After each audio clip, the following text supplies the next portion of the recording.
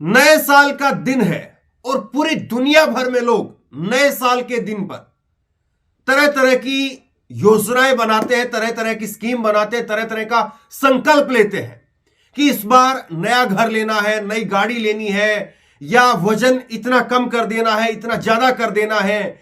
कोई संकल्प लेता है कि इस बार ये वाला टेस्ट पास कर देंगे, ये वाली नौकरी हासिल करके रहेंगे, इतनी बिजनेस में ग्रोथ हासिल करेंगे। इतनी तमाम सारी बातें जो है वो अपने अपने तरीके से, अपने अपनी तरीके योजनाएं जो है वो लोग बनाते हैं। लेकिन हम मन की बात तो अपनी कर नहीं सकते हैं। अब आपके सामने आए हैं तो फिर देश की बात करें। देश क्या वाकई उस स्थिति में है जिस स्थिति की बात देश के नेता कर रहे हैं, या देश उस स्थिति में है जहां पर 140 करोड़ लोगों को देश के अंदर इस वक्त में सहारा देने की जरूरत है और उनको झटका दिया जा रहा है। ये दो बड़ी चीजें हैं, इन दोनों बड़ी चीजों के ऊपर बात करेंगे। क्या झटका दिया जा रहा है या देश को जो है वो वाकई जो नेता कह रहे हैं वहां पर पहुंचा करके मानेंगे। मैं दो चीजें आपके सामने रखूंगा। एक तरफ तो लगातार भारतीय जनता पार्टी जो मौजूदा इस समय सरकार के अंदर में है, वो लगातार कह रही है कि 2047 तक देश को नंबर 1 की इकोनॉमी बना देंगे दुनिया की, या टॉप 3 की इकोनॉमी के अंदर लेकर के चले जाएंगे। एक बात वो कह रहे हैं। देश के अंदर जो बड़े उद्योगपति जो सरकार के कई बार उनके साथ समर्थक में माने जाते हैं, कई बार कहा जाता है कि उन्हीं लोगों की सरकार है, वो लोग भी इसी बात को दोहरा रहे हैं। लेकिन दूसरी बात जो जनता कह रही है कि 140 करोड़ भारतीयों के ऊपर इस वक्त में महंगाई और बेरोजगारी की सबसे ज्यादा मार है। मैं एक एक करके आपके सामने तथ्य रखूंगा, और जिस बात को अंबानी, अडानी और तमाम उद्योगपति दोहरा रहे हैं उसी बात को मोदी सरकार और मोदी के तमाम मंत्री वो भी दोहरा रहे हैं। आखिरकार इन दोनों के बीच में क्रोनोलॉजी क्या है, इस बात को भी जरा आप समझिए। कल राजनाथ सिंह चंदौली गए थे। उनकी भाभी की तेहरवी थी चंदौली के अंदर। वो अपनी भाभी के तेहरवी के ऊपर गए थे अपने पैतृक गांव के अंदर। वैसे तो मौका तो तेहरवी का था, लेकिन उन्होंने बधाई दी वहां पर लोगों को मीडिया कर्मियों से बात करते हुए। और राजनाथ सिंह ने कहा कि देश 2047 तक टॉप 3 की इकोनॉमी के अंदर, जो दुनिया भर के देश हैं उसमें टॉप 3 की इकोनॉमी है उसमें शामिल हो जाएगा, टॉप 3 की इकोनॉमी। अब जब राजनाथ सिंह ये बात कह रहे थे तो कुछ खबरें मैंने निकाली, कुछ खबरें मैंने सर्च की, और क्या कुछ निकल करके सामने आ रहा है। जो बात वो कहते हैं वही बात उद्योगपति कहते हैं। ये एक ही स्क्रिप्ट है क्या, एक ही प्लान है क्या, या सरकार और उद्योगपति दोनों एक ही है क्या? सोचिए जरा इस बात को। खैर, मैं आपको खबर दिखाता हूं एक एक करके।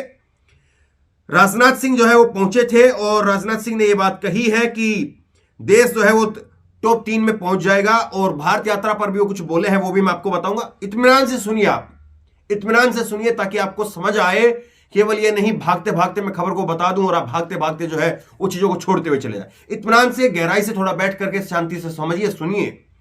अब देखिए क्या कहते हैं ये। राजनाथ सिंह कहते हैं कि 2047 में दुनिया की टॉप अर्थव्यवस्था बन जाएगा।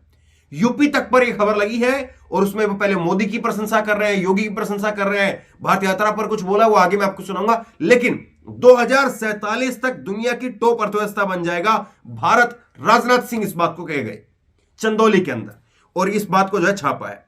अब ये पहली बार नहीं हुआ है, पहली बार नहीं हुआ है। आज उन्होंने कहा कि दुनिया की टॉप की अर्थव्यवस्था बनेगा भारत। लेकिन इसी बात को 26 अगस्त शुक्रवार, वो देखिए आप, भारत 2047 तक दुनिया की शीर्ष 3 अर्थव्यवस्थाओं में शामिल होगा। राजनाथ सिंह इसी बात को जो है राजनाथ सिंह अगस्त के अंदर, आज से 5-6 महीने पहले, वो कह रहे थे दुनिया की 3 अर्थव्यवस्थाओं में शामिल होगा, लेकिन आज वो कह रहे टॉप की अर्थव्यवस्था बन जाएगा। खैर, इसी बात को 2047 तक Indian economy 40 lakh crore dollar की होगी। मुकेश अंबानी ने कहा दुनिया की टॉप 3 अर्थव्यवस्थाओं में भारत शामिल होगा। यह 22 नवंबर 2022 की खबर है। एक तरफ जो है अडानी कहते हैं, अंबानी कहते हैं कि दुनिया की जो 2047 तक जो है ये हो जाएगा। 2047 जो है वो कोई ऐसा नहीं होता। देखिए, बिजनेस, काम धंधा, नौकरी, ऐसा नहीं होता कि 2021 के साल में नौकरी लगी ही जाएगी, 2022 के साल में लगी ही जाएगी, 23 के साल में लग ही जाएगी, 24 के साल में लग ही जाएगी। ऐसा कतई नहीं होता है। हां, यह जरूर होता है कि आपने प्रयास नहीं किया तो 2025 तक आप ओवरेज हो जाएंगे और आपकी संभावनाएं खत्म हो जाएगी, यह जरूर है। लेकिन हां, अगर आप प्रयास करें, आप अगर प्रयास करें तो आपकी 2023 तक लग सकती है। अब यह समझ में नहीं आता कि मोदी, अंबानी, अडानी, राजनाथ सिंह, और मैं आपको सिंधिया की और दिखाता हूं आपको, देखिए जरा एक मिनट आप, 2047 तक दुनिया की चौथी सबसे बड़ी अर्थव्यवस्था बन सकता है भारत, ज्योतिरादित्य सिंधिया इस बात को कह रहे हैं। कोई चौथी बना रहा है, कोई पहली बना रहा है, कोई तीसरी बना रहा है, और ये बन भी रही है या नहीं बन रही है, इस बात को जरा आप सोचिए। किस तरह से लगातार आपको दिखाया जा रहा है, चीजें बताई जा रही है, बड़े बड़े चश्मे से आपको चीजें दिखाई जाती है, बड़े बड़े लेंस से आपको चीजें दिखाई जाती है कि इतना बड़ा हो जाएगा। 2047 तक आप और हम रहेंगे, इस बात की गारंटी है क्या? देश रहेगा, आप भी रहें, लेकिन फिर भी मैं एक बात को मानता हूं, अभी देश की हालत क्या है और अगले 5 साल के लिए, 10 साल के लिए हम किस तरह से काम करने वाले हैं, इस पर सोचने की बजाय, इस पर काम करने की बजाय हम 2047 का एक झुंझुना पकड़ा दें या 2047 का केवल एक चश्मा दिखा दें और क्या उससे काम चल जाएगा? देखिए, आज तक की खबर मैं आपको दिखाता हूं, दुनिया की तीसरी बड़ी इकोनॉमी बनने की राह पर भारत, लेकिन 2050 तक चीन को नहीं पछाड़ पाएगा। एक सर्वे, एक स्टडी ये बात को कहती है। लेकिन इन सारे सर्वे, इन सारी चीजों को मैं अगर दूर रखूं तो फिर देखिए आपको एक चीज मैं और दिखाता हूं, 72% भारतीयों ने माना मोदी राज में महंगाई बढ़ी, आमदनी घटी, और यह खबर है 31 जनवरी 2020 की। पिछले साल ये हालात थे और आज यही हालात है। मैं दूसरा आपको दिखा रहा हूं, सर्वे मोदी सरकार की सबसे बड़ी नाकामी है, महंगाई, बेरोजगारी, जनता की मोहर, 11 अगस्त 2020 को। यह आज तक की खबर है। एक भी चीज मैं अपने आप से नहीं बता रहा हूं, और ये पढ़ करके मैं आपको इसलिए बताता हूं ताकि आप कम से कम मेरी बात पर विश्वास करें। और अगर मेरी बात पर आप विश्वास नहीं कर रहे तो ये जो अंधभक्त लोग हैं, या कम से कम जो मोदी समर्थक हैं, वो इस बात को तो कम से कम मानेंगे। चलिए, आप ये कहेंगे कि ऑनलाइन न्यूज इंडिया गलत बोल रहा है या धर्मेंद्र गलत बोल रहा है, तो छोड़ दीजिए मेरे को। लेकिन ये लोग, इन लोगों को तो आप सुबह से शाम तक पूजा करते हैं, ये लोग भी इस बात को कह रहे हैं कि महंगाई, बेरोजगारी सबसे ज्यादा है, आमदनी घटी है, महंगाई बढ़ी है। अगर ये सब कुछ हो रहा है, तो कैसे 2047 तक हम पहुंच पाएंगे? आप एक बात को बताइए, मेरी आमदनी बढ़ नहीं रही है, और जब मेरी आमदनी नहीं बढ़ रही है और महंगाई लगातार बढ़ रही है, जब मैं पैसा खुद कमा नहीं रहा हूं, और मैं पैसा कमा नहीं रहा हूं तो पैसा मैं बाजार में खर्च भी नहीं कर रहा हूं, तो फिर कैसे देश की अर्थव्यवस्था बढ़ जाएगी? एक सिंपल सा लॉजिक है। आप ये बताइए, पैसा तो पैसे से आता है, आपके पास पैसे आएगा, आप 4 लोगों के पास पैसा और खर्च करेंगे, 4 लोगों के पास में और पैसा आएगा, वो और 4 लोगों के ऊपर पैसा खर्च करेंगे। तो इसी तरह से देश की साइकिल चलती है, देश का पहिया चलता है, विकास का पहिया चलता है। लेकिन अगर इधर ही पैसा नहीं आ रहा तो उधर पैसा क्या जाएगा, और उधर पैसा नहीं जाएगा तो उधर पैसा क्या जाएगा? इतनी सिंपल सी बात है। लेकिन कैसे जो है इतनी सिंपल सी बात को पीछे करके, दरकिनार करके, और फिर 2047 का सपना दिखा दिया जाता है, और आप उस सपने में रहिए।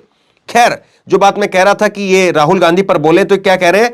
राहुल गांधी की भारत जोड़ो यात्रा उत्तर प्रदेश में आ रही है, सवाल उनसे पूछा गया तो उन्होंने कहा कि वो उनकी यात्रा है, वो अपनी यात्रा निकाल रहे हैं, मुझे इस पर कोई टिप्पणी नहीं करनी है।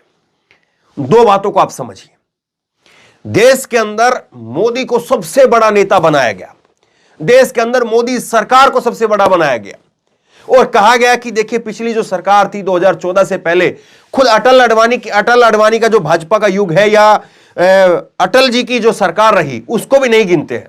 70 साल से देश गड्ढे में था, ये मुहावरे पर मोदी जी सवार होकर के वो गुजरात से दिल्ली आ गए। अब उस मोदी के राज में, उस सरकार के राज में, क्या वाकई हम उस दिशा में बढ़ रहे हैं कि 2047, 2050, 2060 तक क्या हम उस लेवल पर पहुंच जाएंगे जहां पर सरकार बात कर रही है? या इस वक्त में, मौजूदा वक्त में हालत इतनी खराब है कि दूसरा नेता उभर रहा है, वो अपना स्पेस बना रहा है, और उस नेता के उभरते हुए जो उभार है, उसका उभरते हुए जो उसका स्पेस है, उसका जो व्यक्तित्व जो निकल करके आ रहा है, उसका जो ग्राफ बढ़ रहा है, उसके बारे में अब भाजपा के नेताओं को चिंता होने लगी है, और भाजपा के नेता उससे कन्नी काट रहे हैं। कई सारी चीजें हैं, बारीक चीजें हैं, और इन बारीक चीजों को आप इत्मीनान से बैठ करके सोचेंगे तो देश की असली है सच्चाई वो आपके सामने आएगी। तो बहरहाल आप क्या सोचते हैं, आप क्या समझते हैं, इत्मीनान से सारी बातें मैंने आपको बताई है। नीचे कमेंट बॉक्स में लिख करके मुझे जरूर बताइए। इस वीडियो को खूब शेयर कीजिए, लोगों तक पहुंचाइए, ताकि लोग अपनी समझ, अपनी राय बना सकें और वो क्या सोचते हैं वो भी हम जान समझ सके। इस वीडियो खूब शेयर कीजिए और इसी तरह की तमाम खबरों के लिए ऑनलाइन न्यूज़ इंडिया सब्सक्राइब कीजिए। साथ में जो बेल आइकन है घंटी उसको जरूर दबाइए, ताकि जैसे वीडियो अपलोड करें सबसे पहले आप तक नोटिफिकेशन पहुंच सके। धन्यवाद। इस खबर को अभी लाइक करें, शेयर करें, अभी चैनल को सब्सक्राइब करें और घंटी जरूर दबाएं।